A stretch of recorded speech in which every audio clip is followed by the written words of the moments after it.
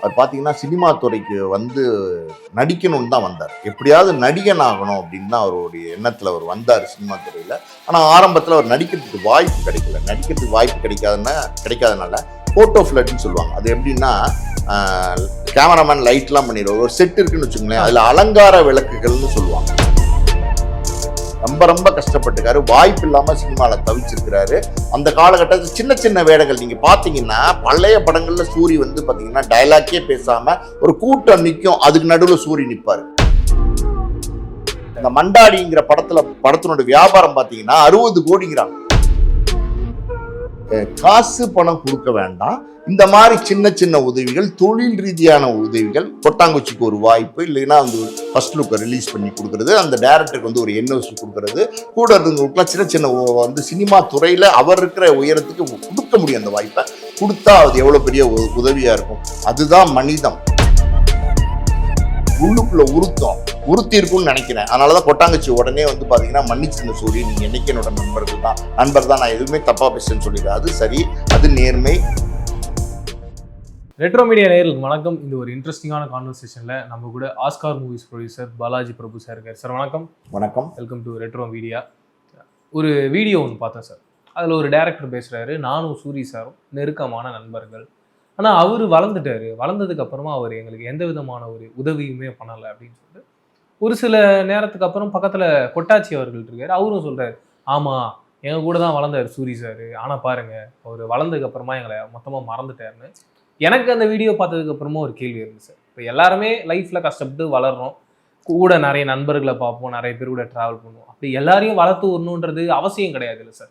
அது எனக்கு கொஞ்சம் கஷ்டமாக இருந்துச்சு. அண்டு கொட்டாச்சி சார் சொல்கிறாரு, ஒரு போஸ்டர் ரிலீஸ் பண்ணியிருக்கலாமே அப்படின்னு சொல்லிட்டு. அது பண்ண முடியும், இல்லைன்னு சொல்ல. பட் ஒருத்தருக்கு நம்ம ஹெல்ப் பண்ண ஆரம்பிச்சோன்னா சார், நமக்கு தெரிஞ்சவங்க எல்லாருமே அதையே கேட்பாங்க. நம்ம முழு நேர வேலையை அதுவே பண்ணுற மாதிரி ஆகிடும் இல்லையா? நம்மளுடைய பொது வாழ்க்கை அப்படின்றது ஒன்று இருக்குது, நாம் வளர்றது அப்படின்றது ஒன்று இருக்குது. அதையும் யோசிச்சிருக்கலாம்ல. அப்படி இருக்கும்போது சூரி சார் எடுத்த முடிவு சரியாக இருந்ததுன்றது எனக்கு தோணுச்சு. நீங்கள் அதை எப்படி சார் பார்க்குறீங்க? இல்லை, சூரி சார் வந்து பார்த்தீங்கன்னா ரொம்ப கஷ்டப்பட்டு வந்தார். அதில் வந்து எந்த சந்தேகம் கிடையாது. மதுரையை சேர்ந்தவர், ஒரு நாலு அனந்தமிகளுக்கு கூட பிறந்தவர். அவர் பார்த்தீங்கன்னா சினிமா துறைக்கு வந்து நடிக்கணும்னு தான் வந்தார். எப்படியாவது நடிகன் ஆகணும் அப்படின்னு தான் அவருடைய எண்ணத்தில் அவர் வந்தார் சினிமா துறையில். ஆனால் ஆரம்பத்தில் அவர் நடிக்கிறதுக்கு வாய்ப்பு கிடைக்கல. நடிக்கிறதுக்கு வாய்ப்பு கிடைக்காதனால ஃபோட்டோ ஃப்ளட்னு சொல்லுவாங்க. அது எப்படின்னா கேமராமேன் லைட்லாம் பண்ணிடுவார். ஒரு செட் இருக்குன்னு வச்சுக்கோங்களேன், அதில் அலங்கார விளக்குகள்னு சொல்லுவாங்க. ஒரு உதாரணத்துக்கு சொல்லணும்னா, ஒரு கோயில் திருவிழா நடக்குதுன்னு வச்சுக்கோங்களேன், அதில் சீரியல் செட்டெல்லாம் போடுவாங்கல்ல, அந்த மாதிரி அலங்கார விளக்குகள், இந்த மேலே ஏதாவது வந்து அந்த அந்த ரூமில் இருக்கிற விளக்குகள், இந்த மாதிரி டெக்கரேட் பண்ணுறது தான் ஃபோட்டோ ஃப்ளட்டுங்கிறது உடைய வேலை. அந்த வேலையில தான் வந்து சூரி வந்து வேலை பார்த்தார் ஆரம்பத்தில். அது இல்லாமல் பார்த்தீங்கன்னா ஹோட்டலில் சர்வராக இருந்திருக்கிறாரு. பார்த்தீங்கன்னா கோயம்பேடு மார்க்கெட்டில் வந்து மூட்டை தூக்கி இருக்கிறாரு. இன்னும் பல வேலைகளை வந்து பார்த்தீங்கன்னா பெயிண்ட் வெள்ளை அடிப்பாங்கல்ல, மேல சாரங்கட்டி வெள்ளை அடிப்பாங்கல்ல, பில்டிங் பெரிய பெரிய பில்டிங், அந்த மாதிரி வந்து சாரங்கட்டி வெள்ளை அடிக்கிற வேலை இதெல்லாம் பண்ணியிருக்காரு. கஷ்டப்பட்டிருக்காரு. ஒரு காலத்துல வந்து ரொம்ப கஷ்டப்பட்டிருக்காரு. வாய்ப்பு இல்லாம சினிமாவில் தவிச்சிருக்கிறாரு. அந்த காலகட்டத்தில் சின்ன சின்ன வேடங்கள் நீங்க பாத்தீங்கன்னா பழைய படங்கள்ல சூரி வந்து பாத்தீங்கன்னா டைலாக்கே பேசாம ஒரு கூட்டம் நிற்கும், அதுக்கு நடுவில் சூரி நிற்பாரு. இந்த மாதிரிலாம் வந்து சூரி வந்து இருந்திருக்கிறாரு. இதெல்லாமே ஒரு காலகட்டம் தம்பி. இந்த மாதிரி ஒரு காலகட்டம் சினிமாவில் டைரக்டர் ஆகணும், நடிகர் ஆகணும், கேமராமேன் ஆகணும், இப்படி வந்து முயற்சி பண்ணுற எல்லாருக்குமே உள்ள விஷயம்தான். யாருக்கும் உடனே வந்து சினிமா வந்து தன்னுடைய கதவை திறக்காது, உடனே வந்து யாருக்கும் வாய்ப்பும் அமையாது. அதுதான் இயற்கையாக உள்ள கலசூழல். அப்படி இருக்கிற காலகட்டம்னு ஒன்று இருக்குது பார்த்தீங்களா? அந்த காலகட்டத்தில் எப்படின்னா ரூமு, நீங்கள் ஏவிஎம் ஸ்டுடியோ, இப்போ ஏவிஎம் ஸ்டுடியோவே இடிக்கிறாங்க. அது பார்த்தாலே ரொம்ப வேதனையாக இருக்குது. நான் பார்த்த ஏவிஎம் ஸ்டுடியோலாம் பார்த்தீங்கன்னா ஒரு 7-8 ஃப்ளோர் இருக்கும். அதில் ஒரு பக்கம் ரஜினி நடிப்பார், ஒரு பக்கம் கமல் இருப்பார், ஒரு பக்கம் கார்த்திக் இருப்பார், ஒரு பக்கம் வந்து அஜித் இருப்பார், ஒரு பக்கம் விஜய் இருப்பார், ஒரு பக்கம் பிரபு இருப்பார், சிவாஜி இருப்பார். எப்படியோ அது ஒரு காலகட்டம். விஜயகாந்த் வந்து சத்யராஜ், சரத்குமார்னு ஏகப்பட்ட படப்பிடிப்புகள் நடக்கும். எல்லாம் ஒன்றா சிரித்து பேச, சந்தோஷமாக சாப்பிட, அங்கே வந்து பார்த்தீங்கன்னா ஒருத்தர் வந்து சாயந்தரமானா சுண்டல் விற்பார், ஒருத்தர் வந்து பார்த்தீங்கன்னா ஊறுகாய், கோங்கரா ஊறுகாய், ஆந்திரா ஊறுகாய்லாம் போட்டு வந்து விற்பார். இப்படி அதெல்லாம் வாங்குறது போகிறதுன்னு ஒரு ஒரு மாதிரியான ஒரு சினிமா வாழ்க்கை. அது ஸ்டுடியோவில் அந்த காலகட்டங்களில் 80கள்லாம் இருந்தது. அந்த மாதிரி இருந்த ஒரு கலகலகலன்னு பூத்து குலுங்கின இடங்கள் தான் ஏவிஎம் ஸ்டுடியோ ஆகட்டும், பிரசாத் ஸ்டுடியோ ஆகட்டும், அருணாச்சலம் ஸ்டுடியோ ஆகட்டும், விஜயவாகினி ஸ்டுடியோ ஆகட்டும். இப்படி எல்லாமே வந்து ஒரு மாதிரி ரொம்ப சந்தோஷமான ஒரு ஒரு காலகட்டம். அது இன்னைக்கு இல்லை. இலையுதிர் காலம் மாதிரி இன்னைக்கு வந்து பார்த்தீங்கன்னா ஸ்டுடியோவில் படம் எடுக்கிறதே போயிடுச்சு. இன்னைக்கு ஸ்டுடியோவே இல்லாமல் போயிடுச்சு, ஸ்டுடியோவே அழிஞ்சு போச்சு. விஜயவாகினிலேருந்து பிரசாத்லேருந்து எல்லாமே ஒரு ஒரு ஏவிஎம்லேருந்து எல்லாமே இன்னைக்கு வந்து அந்த படப்பிடிப்பு நடத்துகிற தளங்கள்லேருந்து அதுலேருந்து வெளில வந்துச்சு. அது வேதனையாக இருக்குது. ஏவிஎம் பற்றி சொல்லும் போது அது சொல்லாமல் கடக்கவும் முடியல எனக்கு. ஏன்னா எனக்கு மனசில் அந்த வேதனை இருக்குது. ஒவ்வொரு தடவையும் நம்ம அந்த அந்த ஏவிஎம் இப்போ கடக்கும்போது அது இடிச்சு புல்டோசர்லாம் போட்டு பள்ளம் தோண்டி என்னமோ கட்டுறாங்கன்னும் போது பழசெல்லாம் ஞாபகம் வருது. சரி, அது இருக்கட்டும். அந்த ஏவிஎம்க்கு எதிர்த்த மாதிரி ஒரு தெரு இருக்கு. அந்த தெருவில் குட்டி தெரு ஒன்று உள்ள போகும். அந்த தெருவில் தான் பார்த்தீங்கன்னா அதிக பேர் இருப்பாங்க. அதிகமான உதவி இயக்குனர்கள், அதிகமான சினிமா சான்ஸ் தேடி வரவங்களாம் இருப்பாங்க. சின்ன சின்ன ரூம்ஸாக இருக்கும். அது வந்து பெரிய ரூம்லாம் இருக்காது. ஜஸ்ட் 10க்கு 10 கூட இருக்காது. அதில் வந்து இப்போ 8 பேர் தங்கியிருப்பாங்க, அதில் வந்து 6 பேர் தங்கியிருப்பாங்க, அதில் வந்து 10 பேர் தங்கியிருப்பாங்க. ஸோ அவங்க எல்லாருமே பார்த்தீங்கன்னா சினிமா சார்ந்தவங்களா இருப்பாங்க. ஒருத்தர் டைரக்டர் ஆகணும்னு வந்திருப்பாரு, ஒருத்தர் நடிகன் ஆகணும்னு வந்திருப்பாரு, ஒருத்தர் சினிமா இப்படி கேமராமேன் ஆகணும்னு வந்திருப்பாரு, ஒருத்தர் சென்ட் கொரியோகிராஃபர் ஆகணும், ஒருத்தர் வந்து ஃபைட் கொரியோகிராஃபர் ஆகணும். இப்படி பல கனவுகளோட வந்து சினிமாக்காண்டி வந்து பார்த்தீங்கன்னா அந்த கூண்டுக்குள்ள அடைக்கலமாயிருப்பாங்க. அந்த கூண்டுக்குள்ள வந்து வாழ்க்கையை நடத்துவாங்க. அது ஒரு வேற மாதிரியான வாழ்க்கை. அது வந்து பல்லு விளக்குறதுக்கு ப்ரஷ்ஷுக்கு பேஸ்ட் இருக்காது, டீ குடிக்கிறதுக்கு காசு இருக்காது. யாராவது ஒருத்தன் அந்த 10 பேர்ல ஒருத்தனுக்கு வந்து பாத்தீங்கன்னா ஒரு நாள் வேலை இருந்திருக்கும். அதுல ஏதாவது ஒரு 100 ரூபாய் 200 ரூபாய் வாங்கிட்டு வருவான். அந்த 100 ரூபாய் 200 ரூபாய் வச்சுதான் அந்த 10 பேரும் அன்னைக்கு சாப்பிடுவாங்க. இன்னொருத்தனுக்கு இன்னொரு நாள் வேலை கிடைக்கும். அவன் கொண்டு வர காசு வச்சுதான் அந்த 10 பேரும் சாப்பிடுவாங்க, டீ குடிப்பாங்க, தம் அடிப்பாங்க. ஒரு தம்மை வாங்கி பாத்தீங்கன்னா 4 பேர் அடிப்பாங்க, 5 பேர் அடிப்பாங்க. ஒரு டீயை வாங்கி 2 பேர் குடிப்பாங்க. இதெல்லாம் இது ஒரு வாழ்க்கை. அது வந்து அது அந்த அந்த அது சுகமான சுமைகள் தான். அது ஆக்சுவலி பார்த்தீங்கன்னா அதான் உண்மை. அப்படி வந்து சூரி ஒரு காலகட்டத்தில் சினிமா தேடி வந்த நேரத்தில் இப்படி ஒரு 20 பேர் வந்து சூரிக்கு வந்து நண்பர்களாக இருந்திருக்கிறாங்க. எல்லாரும் ஒருத்தருக்கு ஒருத்தர் பார்த்தீங்கன்னா உதவி இருக்காங்க. சூரிக்கு காசு வந்தால் மற்றவர்களுக்கு கொடுத்துருப்பாரு, மற்றவர்களுக்கு காசு வந்தால் சூரிக்கு கொடுத்துருப்பாரு. ஸோ ஒருத்தருடைய வருமானம் 10 பேருடைய பசியை வந்து சரி போக்கும். அந்த மாதிரி வந்து இருந்த காலகட்டங்களில் ஒரு நண்பர்கள் இருந்திருப்பாங்க.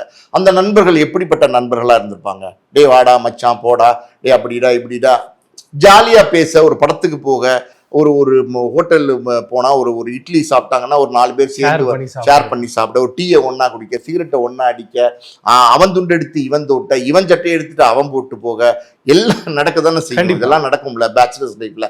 அப்படிலாம் ஒன்னா இருந்திருப்பாங்க, அந்யோன்யமா இருந்திருப்பாங்க, அன்பு பாசம் பரிமாற்றங்கள் இருந்திருக்கும்.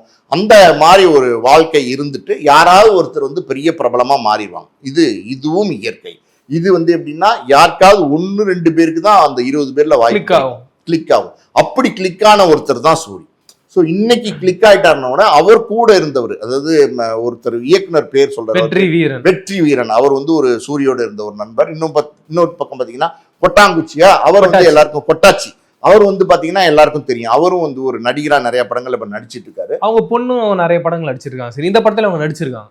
அதான் கொட்டாச்சிங்கிறவங்க பொண்ணும் நடிச்சிட்டு இருக்காங்க. ஸோ சினிமாக்கு வந்தவங்க அந்த சினிமாவை தான் அடுத்தடுத்து போவாங்க. ஏன்னா அவங்களுக்கு விட்டு வர தெரியாது, அவங்களுக்கு சினிமாவை தவிர வேற எதுவும் தெரியாது. நீங்க ஒரு விஷயம் மட்டும் தெரிஞ்சுக்கணும் தம்பி, சினிமாவை நேசிச்சு வர ஒரு கலைஞன், உண்மையான கலைஞன், அந்த சினிமா அது சோறு போட்டாலும் சரி போடாட்டாலும் சரி கடைசி வரைக்கும் போராடுவான், கடைசி வரைக்கும் வெற்றி கிடைக்கும்னு நினைப்பான். அந்த வாரிசுகளும் சினிமாவில் வரணும்னு நினைப்பாங்க. அப்படிதான் கொட்டாச்சியோட மகள்லாம் வந்து நடிச்சிட்டு இருக்காங்க. ஸோ இப்படி ஒரு இன்னைக்கு சூரியோடைய வாழ்க்கை, அதாவது வந்து ஒரு புரட்டா சூரியா ஆரம்பிச்சாரோடைய வாழ்க்கையை அந்த ஒரு படம் கிளிக் ஆச்சு, வெண்ணிலா கபடி குழு.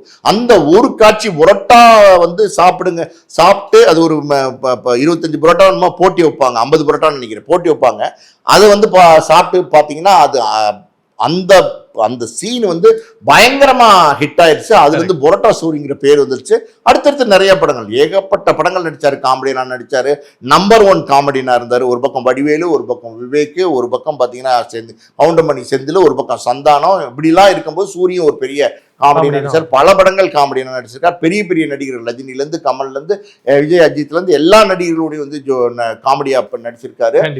பெரிய வாழ்க்கை உண்மையாலுமே பார்த்தீங்கன்னா அது அமைஞ்சிருக்கு. அதை வந்து சும்மா சொல்ல முடியாது. அவருடைய திறமை, அவருடைய உழைப்பு, அவருடைய நன்னடத்தை எல்லாத்துக்கும் கிடைச்ச ஒரு பரிசு தான் அது. அதுல ஒன்றும் சந்தேகமே இருக்க முடியாது. அதுல யாருமே மாட்டு கருத்தும் சொல்ல முடியாது. அந்த உயரத்துல இருந்து இன்னைக்கு வந்து பாத்தீங்கன்னா ஹீரோவாவும் சூரிய வந்துட்டாரு. ஒரு பெரிய ஹீரோவா வந்துட்டாரு.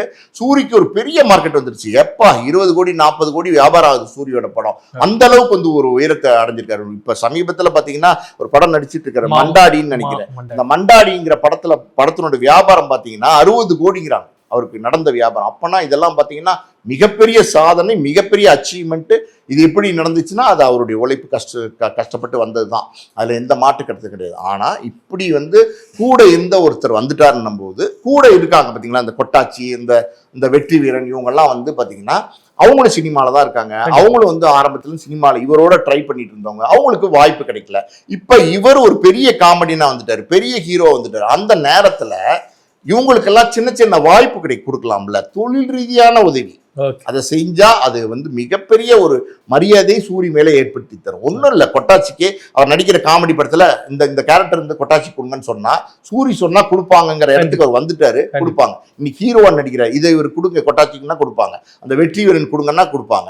கொட்டாச்சி வந்து இப்ப கேட்கிறாரு, எனக்கு வந்து ஏதோ ஒரு படம் போல அந்த படத்துல வந்து ப்ரொமோஷனுக்கு வந்து அந்த ஃபர்ஸ்ட் லுக் ரிலீஸ் பண்ணி கொடுங்கன்னு கேட்டிருக்காரு. அதுக்கு மறுத்திருக்காரு. செஞ்சு கொடுக்கலாமே, ஒன்றும் தப்பு இல்லையே, உங்ககிட்ட ஒரு பணம் கேட்கலையே, காசு கேட்கலையே, நீங்கள் வந்து எனக்கு என் பையனுக்கு ஸ்கூல் ஃபீஸ் கட்ட முடியல, நான் கடன் வாங்கியிருக்கேன் திருப்பி கட்ட முடியல, என் வீட்டு வாடகை கட்ட முடியல அப்படின்னா அங்கே நீங்கள் கொடுக்கலைன்னா பரவாயில்ல, அது காசு, அது கேட்குறாரு, அது நீங்கள் விருப்பப்பட்டா கொடுக்கலாம், விருப்பப்படலைன்னா கொடுக்காம கூட இருக்கலாம். ஆனால் அந்த ஃபர்ஸ்ட் லுக் ரிலீஸ் பண்ணி கொடுக்குறதோ இல்லை வந்து ஒரு ஆடியோ பேசி கொடுங்கன்னு கேட்டேன், அது கூட பேசி கொடுக்க மறுத்துட்டாரு அப்படின்னு சொல்றாரு. அதெல்லாம் கூட வந்து பண்ணி கொடுக்கலைன்னா என்ன இருக்கு? ஒரு நண்பர்கள்னு என்ன இருக்கு? ஒன்னா டீ குடிச்சோம்ல, ஒன்னா இருந்தோம்ல, ஒரே பாயில படுத்து தூங்கினோம்ல, ஒரே தட்டில் சாப்பிட்டோம்ல, அந்த நட்பு இருக்காதா? அடித்தளத்துல நட்பு இல்லாம எங்க போகும்? அதாவது நீங்க சொந்தம் பந்தம் எல்லாத்தையும் தாண்டி உயர்ந்தது என்ன தெரியுமா? உலகத்திலேயே நட்பு தான். அதாவது யார் என்னன்னே தெரியாது. மற்றவர்கள்லாம் நம்ம ரத்த பாசமா இருப்பாங்க, நம்ம அம்மா அப்பா கூட பிறந்த சகோதரர்கள், நம்ம பையன் பொண்டாட்டி எல்லாம் ரத்த உறவுகளா இருப்பாங்க. எந்த ரத்த சம்பந்தமே இல்லாம எங்கெங்கயோ வந்திருப்பாங்க. தமிழ்நாட்டில் ஒருத்தன் திருநெல்வேலியில் வந்திருப்பான், ஒருத்தர் ராமேஸ்வரத்துல வந்திருப்பான், ஒருத்தர் கடலூர்ல வந்திருப்பான், ஒருத்தன் பாத்தீங்கன்னா வந்து இப்போ சேலத்துல வந்திருப்பான். இப்படி பல இடங்கள்ல இருந்து வந்து யார் என்னன்னே தெரியாம ஒரு உறவு ஏற்பட்டு ஆசையோட வந்து பழக ஆரம்பிக்கிற ஒரு நட்பு இருக்கு பார்த்தீங்களா? அந்த நட்பை எதாலையுமே வெல்ல முடியாது. அந்த நட்பு மிகச்சிறந்தது. அப்படிப்பட்ட நண்பர்களுக்கு வந்து சூரி வந்து சில உதவிகள் செய்யறதுனால தப்பே கிடையாது. அதாவது இது எப்படின்னா தொழில் ரீதியான உதவி, அது செஞ்சு கொடுத்தா அவங்களுக்கு அது உதவியா இருக்கும். அதை சூரி செய்யலாம். செய்ய ஏன் மறுக்கிறான்னு தெரியல. இன்னொரு பக்கம் அந்த வெற்றி வீரன்கிற அந்த இயக்குனர் அவர் என்ன சொல்றாரு அப்படின்னா, நாங்க 2 பேரும் சேர்ந்து ஒரு கதை பண்ணோம் பல வருடங்களுக்கு முன்னாடி. அந்த காலத்துல அந்த கதை நல்ல கதை, அது வந்து சூரியன் சேர்ந்து தான் பண்ணாரு. ஸோ 2 பேரும் சேர்ந்து பண்ணதுனால எனக்கு இன்னைக்கு வந்து ஒருத்தர் அந்த கதையை சொன்னப்ப நீங்க படம் பண்ணுங்க, டைரக்ட் பண்ணுங்கன்னு சொல்றாரு. சூரியகிட்ட வந்து என்ஓசி, அதாவது வந்து நோ அப்ஜெக்ஷன் சர்டிபிகேட் வந்து நான் கேட்கிறேன், தொடர்ந்து கேட்டுக்கிட்டே இருக்கேன். ஒரு 40-50 பேரை வச்சு பேச விட்டுருக்கேன், நண்பர்களை விட்டு கொடுத்துறப்பா என்ஓசி அப்படின்னு சொல்ல விட்டுருக்கேன். ஆனா கூட என்ஓசி தர மறுக்கிறார் அப்படின்னா என்ன அர்த்தம்? ஒண்ணு, நீங்க அதை படம் பண்றேன்னு சொல்லி படம் பண்ணணும். கண்டிப்பா அப்ப படம் பண்ணும் போது பாத்தீங்கன்னா அது 2 பேரும் சேர்ந்து தயாரிச்ச கதைன்னும் போது அதுல வந்து இன்னைக்கு ஒரு கதைக்கு ஒரு 1 கோடி ரூபா விலையோ இருக்குங்க. இன்னைக்கு எல்லாம் விலையெல்லாம் வந்துருச்சு. அப்படி இருக்கும்போது அந்த 1 கோடி ரூபாய் 50 லட்சத்தை அவர் கொடுத்து, இந்தாப்பா நான் படம் பண்ண போறேன், 50 லட்சம் நீ வச்சுக்கோ, இல்ல 50 லட்சம் விலை போடுங்க, ஒரு 25 வச்சுக்கோ, இல்ல ஒரு 20 லட்சம் விலை போடுங்க, ஒரு 10 லட்சம் வச்சுக்கப்பா, நான் அந்த படத்தை பண்ண போறேன்னு ஒண்ணு சொல்லணும். இல்ல நோ அப்ஜெக்ஷன் சர்டிபிகேட் கொடுத்து அவரை படம் பண்ண விடணும். நானும் பண்ண மாட்டேன், அவருக்கும் நோ அப்ஜெக்ஷன் சர்டிபிகேட் கொடுக்க மாட்டேன் அப்படிங்கிறது உண்மையாலுமே தவறான ஒரு எண்ணம். அது ஏன் சூரி பண்றான்னு தெரியல. சூரி அவருடைய சகோதரர்களுக்கு எல்லாருக்குமே உதவி செஞ்சிருக்கிறார். மதுரையில பாத்தீங்கன்னா அவர் சூரிய ஹோட்டல்னே ஒரு பெரிய ஹோட்டல்லாம் ஒரு நிறைய பிரான்ச்ல நடந்துட்டு இருக்கு. நிறைய தொழில்கள் பண்றாரு. நிறைய வந்து இன்னைக்கு பாத்தீங்கன்னா 3 கோடி ரூபா 4 கோடி ரூபா கார் வாங்குறாரு. சந்தோஷங்க, ரொம்ப சந்தோஷம். இவ்வளவு பெரிய உயரத்தையும் இவ்வளவு பெரிய உச்சத்தையும் ஒரு அடித்தளத்துல இருந்து வந்து கஷ்டப்பட்டு உழைத்து உங்கள் உழைப்பால உங்களுடைய திறமையால நீங்க வந்திருக்கீங்க, இந்த வெற்றியை நீங்க அடைஞ்சிருக்கீங்க. நீங்க மாட மாளிகையில நீங்க குடியிருக்கீங்கன்னா அதுக்கு எல்லாமே உங்களுடைய உழைப்பு, வெற்றி, உங்களுடைய எப்படி சொல்றது, உங்களுடைய திறமை தான் காரணம். அப்படி இருக்கும்போது மத்தவங்க உங்க கூட இருந்தவங்களுக்கு சின்னதா ஒரு உதவி செய்யலாமே. பெரிய உங்கள்கிட்ட நீங்க வந்து எனக்கு 1 லட்சம் கொடு, 10 லட்சம் கொடுன்னா கொடுக்க வேண்டாம்.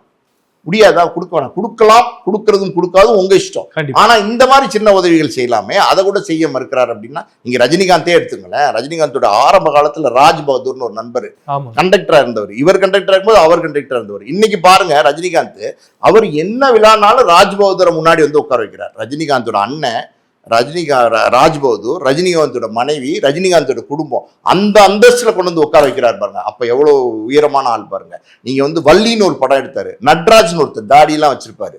அவர் வந்து ரஜினிகாந்தோட நெருங்கிய நண்பர், பிலிம் இன்ஸ்டியூட்ல படிச்சவர், ரஜினி பிலிம் இன்ஸ்டியூட்ல படிச்சவர். தெரியும். ஸோ பிலிம் இன்ஸ்டியூட்ல படிக்கிற காலத்துல இருந்து நண்பர். பல படங்களுக்கு வந்து அவருக்கு வந்து ரஜினிகாந்த் வந்து அவருடைய படங்கள்ல வாய்ப்பு வாங்கி கொடுத்தாரு ஆரம்ப காலத்துல எல்லாம். எனக்கு தெரிஞ்சு அப்பா ரஜினியை வச்சு பைரவி படம் பண்ணார், டைரக்ட் பண்ணார். அந்த படத்துலயும் நட்ராஜ் இருப்பாரு.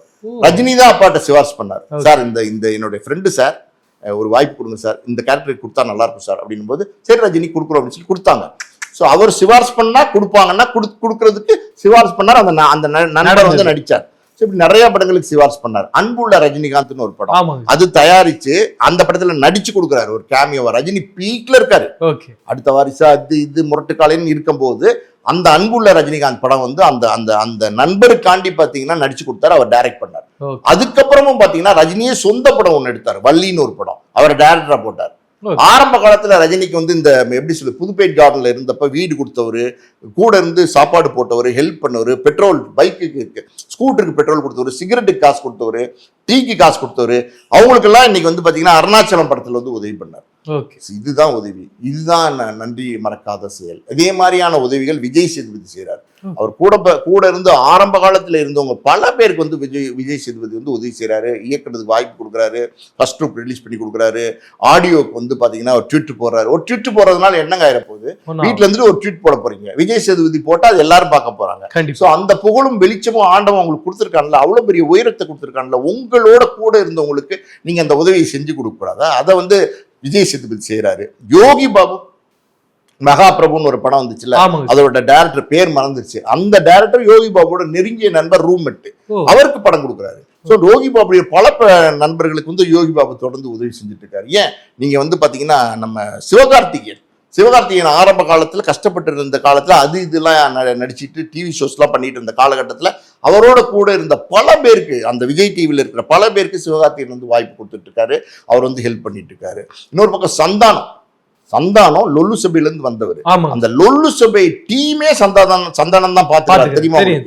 டீமே சந்தானம் தான் பாத்துக்கிறாரு. அந்த லொல்லு சபை சாமிநாதன், அப்புறம் பாத்தீங்கன்னா மாறன், இப்படி பல பேருக்கு வந்து சந்தானம் அவருடைய படங்கள்ல வாய்ப்பு வாங்கி தராரு. அவங்களுக்கு என்ன பிரச்சனைனாலும் ஹெல்ப் பண்றாரு, அவர் கூட வந்து நிக்கிறாரு. இதுதானங்க பண்பு, இதுதானே உங்க மனித இயல்பா இருக்கும். கவுண்டமணி எடுத்துக்கோங்க. கவுண்டமணி பார்த்தீங்கன்னா தேனாம்பட்டியில் வந்து எல்டம்ஸ் ரோடுன்னு ஒரு ரோடு இருக்கு. அதில் வந்து எல்டம்ஸ் லாட்ஜ்னு ஒரு லாட்ஜ் இருந்துச்சு. அதில் பாக்யராஜ், கவுண்டமணி, இப்படி பல பேர் வந்து தங்கியிருந்தாங்க ஒரு காலகட்டத்தில். பாரதி ராஜாலேருந்து எல்லாரும் அங்கே தான் இருந்தாங்க. சினிமா வாய்ப்பு தேடி அந்த எல்டம்ஸ் லாட்ஜில் வந்து தங்கியிருப்பாங்க. அந்த காலகட்டத்தில் நாடகத்தில் நடித்தார் கவுண்டமணி, சினிமாவுக்கு வரது முடியும். அந்த நாடக நடிகர்களுக்கு கவுண்டமணி சிபாரிசு பண்ணுவார். அந்த பசி நாராயணன் இந்த ரோலுக்கு போடியா, அவனை போடியா அப்படின்னுவாரு டைரக்டர்கிட்ட. அது மாதிரி இந்த வெள்ளை சுப்பையா போடியா, இந்த கருப்பு சுப்பையா போடியா, அவனை போடியா, இந்த அவனை போடியா அப்படின்னு சொல்லி கவுண்டமணியோடைய படங்கள்ல எல்லாம் வாய்ப்பு வாங்கி கொடுத்தாரு. கவுண்டமணி மாதிரி செந்தில் பண்ணார். அதே மாதிரி பாத்தீங்கன்னா வடிவேலு பண்ணார். வடிவேலு கூட ஒரு கேங் வச்சிருந்தாரு. இப்படி அது கூட ஆரம்பத்துல இருந்து இருந்தவங்கன்னு சொல்ல முடியாது, ஆனா கூடவே ஒரு 20 பேர் வச்சிருந்தாரு. அந்த 20 பேருக்கு டெய்லி சோறு போட்டாரு, டெய்லி படங்கள்ல வாய்ப்பு வாங்கி கொடுத்தாரு. அது 5000 இருக்கலாம், 1000 இருக்கலாம், 2000 இருக்கலாம். ஆனா வருமானம் வந்து வடிவேல் பீக்ல இருக்கும்போது, கொடி கட்டி பறக்கும் போது அவங்களுக்குலாம் சிபாரிசு பண்ணார். இதெல்லாம் வந்து ஒரு மனித தன்மை. விவேக் எடுத்துங்க. விவேக்கை பத்தி ஒரு உதாரணம் சொல்லணும்னா எத்தனையோ உதவிகள் பண்ணியிருக்காரு. விவேக்கை பத்தி எல்லாம் சொல்லியே மாளது, அந்த அளவுக்கு உதவி பண்ணியிருக்காரு. நல்ல மனசு வேணுங்க எப்பவுமே. ஒரு உதாரணம் மட்டும் சொல்றேன். குமரமுத்துன்னு ஒரு நடிகர் இருக்காருல்ல, அவர் வந்து ஒரு தடவை வந்து விவேக்கை போய் பார்த்துருக்காரு வீட்டுல. வாங்கண்ணா என்ன பண்ணணும், என்ன சொல்லுங்க அப்படின்னு கேட்டுக்காரு. ஒன்றும் இல்லை தம்பி, நீங்க இலங்கையில வந்து பாத்தீங்கன்னா ஒரு சின்ன ஒரு ஷோ நடத்துறாங்க, அதுக்கு நீங்க வந்து கலந்துக்கிட்டீங்கன்னா அந்த ஷோ வந்து நடத்துறேன்னு அந்த ஷோ ப்ரொடியூசர் சொல்றாரு. நீங்க வரணுமா அப்படின்னா அந்த ஷோ நடத்துறேன். விவேக் சார் வருவாரான்னு கேட்குறாரு. நீங்க வந்தீங்கன்னா எனக்கு உதவியா இருக்கும் தம்பி, என் பொண்ணுக்கு கல்யாணம் வச்சிருக்கேன், அதனால நீங்க வந்து எனக்கு ஹெல்ப் பண்ண முடியுமான்னு கேட்டுக்காரு. அப்ப எனக்கு எவ்வளவு சம்பளம் கொடுப்பாங்க அந்த ஷோக்குன்னு கேட்டுக்காரு விவேக். உங்களுக்கு 2 லட்ச ரூபா வாங்கி தரேன் தம்பி அப்படின்னு சொல்லியிருக்காரு. உங்களுக்கு எவ்வளவு கொடுக்குறாங்க அண்ணா அப்படின்னு கேட்டுக்காரு. எனக்கு 50,000 ரூபா கொடுக்குறேன்னு சொல்லியிருக்காங்க தம்பி, உதவியா இருக்கும் தம்பி அப்படின்னு சொல்லியிருக்காரு. வரேன் சொல்லுங்க அப்படின்ட்டாரு. ஷோக்கு போயிருக்காரு இலங்கையில். அந்த ஃபங்க்ஷன் நடந்து முடிஞ்சிருச்சு, ஷோ முடிஞ்சிருச்சு. அன்னைக்கு இவரை ரூமில் வந்து தங்குறாங்க, அடுத்த நாள் தான் கிளம்புறாங்க இலங்கையிலேருந்து. ஸோ அன்னைக்கு குமரமுத்து வந்து அந்த ஷோ ப்ரொடியூசரை விவேக் கிட்ட கூட்டிட்டு போறாரு. எதுக்குன்னா அந்த 2 லட்சத்தை கொடுக்கறதுக்கு. ஷோ ப்ரொடியூசர் வந்து பார்த்தீங்கன்னா விவேக் கையில் வந்து 2 லட்சத்தை கொடுத்துருக்காரு. அப்போ விவேக் வந்து அந்த 2 லட்சத்தை வாங்கிட்டு குமரிமுத்துவை பார்த்து கேட்டுக்காரு. கூட குமரிமுத்தும் போயிருக்காரு, அவர் தானே ஆர்கனைஸ் பண்ணாரு. பார்த்து கேட்டுக்காரு, அண்ணன் உங்களுக்கு உங்க 50,000 வந்துருச்சா அப்படின்னு கேட்டுக்காரு. வந்துருச்சு தம்பி அப்படின்னு சொல்லியிருக்காரு. ஓகேண்ணே, இந்தாங்க அந்த பணம் அப்படின்னு கொடுத்துருக்காரு. அந்த 2 லட்சத்தை அப்படியே வந்து குமரிமுத்து கொடுத்துருக்காரு. தம்பி என்ன தம்பி அப்படின்னு கேட்டுக்காரு. கல்யாணம் சொன்னீங்களே பொண்ணுக்கு, இந்தாங்கண்ணே வச்சுக்கோண்ணே, கல்யாணத்தை நல்லபடியாக ஜாம் ஜாம் நடத்துங்கண்ணே, என்னால் ஆன உதவினே இது அப்படின்னோன்னே அந்த இடத்துல கண்களை அழுதுட்டாராம். அதை வந்து வீடியோவில் சொல்லியிருக்காரு, யூடியூப்ல இருக்க அந்த வீடியோ. சொல்லும் போது அழுகிறார். இதுதான் மனிதாபிமானம். தான் வாழ்ந்தா மட்டும் பத்தாது. இந்த உலகத்துல நம்ம எல்லாருமே வந்து 1000 வருஷம் வந்து வாழ போறோமா?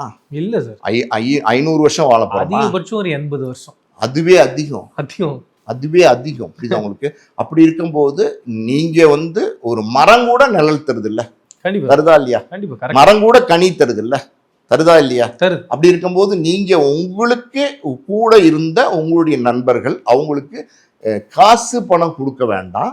இந்த மாதிரி சின்ன சின்ன உதவிகள், தொழில் ரீதியான உதவிகள், கொட்டாங்குச்சிக்கு ஒரு வாய்ப்பு, இல்லைன்னா வந்து ஒரு ஃபர்ஸ்ட் லுக்கை ரிலீஸ் பண்ணி கொடுக்கறது, அந்த டைரக்டருக்கு வந்து ஒரு என்ஓசி கொடுக்கறது, கூட இருந்தவங்களுக்குலாம் சின்ன சின்ன வந்து சினிமா துறையில் அவர் இருக்கிற உயரத்துக்கு கொடுக்க முடியும். அந்த வாய்ப்பை கொடுத்தா அது எவ்வளோ பெரிய உதவியாக இருக்கும். அதுதான் மனிதம். ஸோ இருக்காங்க, மனிதர்கள் இருக்காங்க. நான் சூரிய வந்து இந்த இடத்துல வந்து சூரிய நல்லவர் இல்லைன்னு நான் சொல்லவே மாட்டேன். ஏன்னா சூரிய வந்து நல்ல எண்ணங்கள் படைத்த நல்ல மனிதர். அதனால தான் அந்த இவ்வளோ பெரிய உயரத்துக்கு. எப்பவுமே ஒரு விஷயம் தெரியுமா தம்பி உங்களுக்கு, எம்ஜிஆர் ஒரு படத்தில் பாடியிருக்காரு. அதாவது உங்களுக்கு பதவி வரும்போது தான் துணிவும் வர வேண்டும், பணிவும் வர வேண்டும் அப்படின்னு சொல்லியிருக்காரு.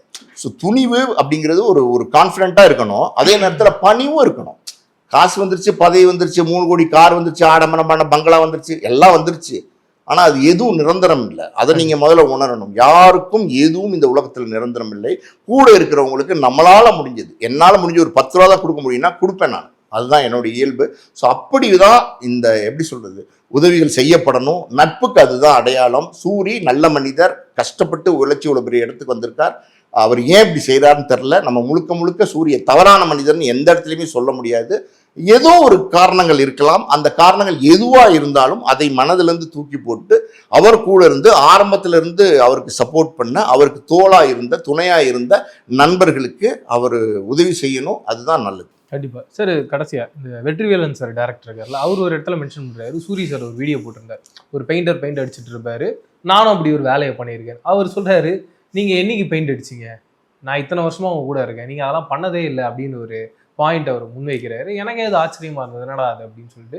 நான் என்ன சொல்றேன்னா, இப்போ என்னதான் அவருடைய ஃப்ரெண்டு அவர் அதை பண்ணாம கூட இருக்கும், சூரி சார் எக்ஸாம்பிள் சொல்றேன், அந்த இடத்துல அவரை இன்னும் ஓவராலாக டேமேஜ் பண்ற மாதிரி இப்படிப்பட்ட பாயிண்ட்டை வெற்றிவேலன் சார் பேசியிருக்க வேணாமேன்றது எனக்கு தோணுச்சு. நீங்க அதை எப்படி சார் பாக்குறீங்க? அதான் இதுதான் இது எப்படின்னா, அவர் உதவி செய்யல அப்படின்னும் போது உங்களுடைய நேர்மையிலிருந்து நீங்க தவறி இருக்கக்கூடாது. உங்க நட்புங்கிறது அது உண்மையானதா இருந்தா இப்படிப்பட்ட வார்த்தைகள் உங்ககிட்ட இருந்து வரக்கூடாது. அதுதான் உண்மை. உண்மையாலுமே சூரி பெயிண்ட் அடிச்சது, சாரங்கட்டி பெயிண்ட் அடிச்சது, ஹோட்டல்ல சர்வரா வேலை பார்த்தது எல்லாம் உண்மை. அது எப்படி பதிவு பண்ணியிருக்காரு அப்படின்னா, இந்த ஆடம்பர கார்ல போகும்போது குடும்பத்தோட நிறுத்துன்னு சொல்லுவாராம். குடும்ப மனைவி குழந்தைங்களாம் இருக்கும்போது அவன் நிறுத்தி, இந்த கட்டடத்துக்கு நான் பெயிண்ட் அடிச்சிருக்கேன்னு சொல்லுவாராம். அதே மாதிரி போயிட்டே இருக்கும்போது பார்த்தீங்கன்னா, இந்த ஹோட்டலில் நான் சர்வரா வேலை பார்த்துருக்கேன்னு சொல்லுவாராம். ஸோ பழசை வந்து சூரி மறக்கல.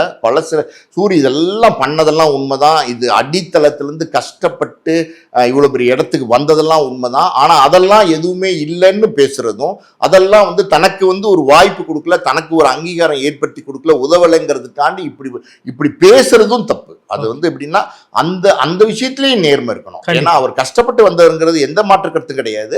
அது அவர் அப்படி பேசியிருக்காரு. அது ஏதோ மனசு கஷ்டத்துல, மனசுமையில அப்படி பேசுறாரு. எது எப்படி இருந்தாலும் அது வந்து தவறு.